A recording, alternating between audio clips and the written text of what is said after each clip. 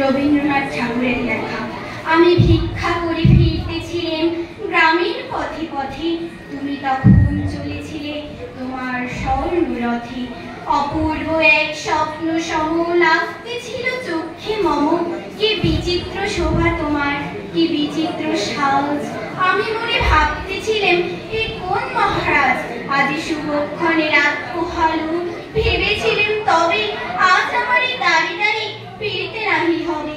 বাহির হতে নাহি হতে কাহার দেখা পেলেন পথে, চলিতে রথ ধন ধান্য ছড়াবে দুই ধারে।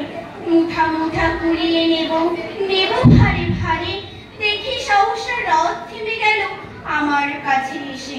আমার মুখ পানে চেয়ে নামলে তুমি হেসে, দেখে মুখের প্রসন্নতা জুড়িয়ে গেল সকল ব্যথা।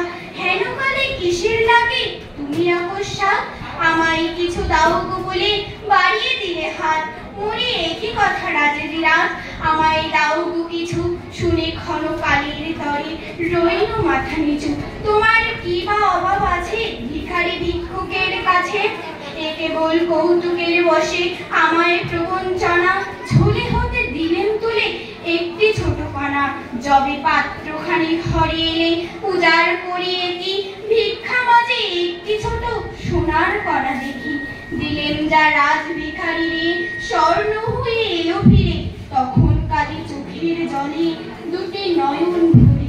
তোমায় কেন দিইনি আমার সকল শূন্য করে। নমস্কার।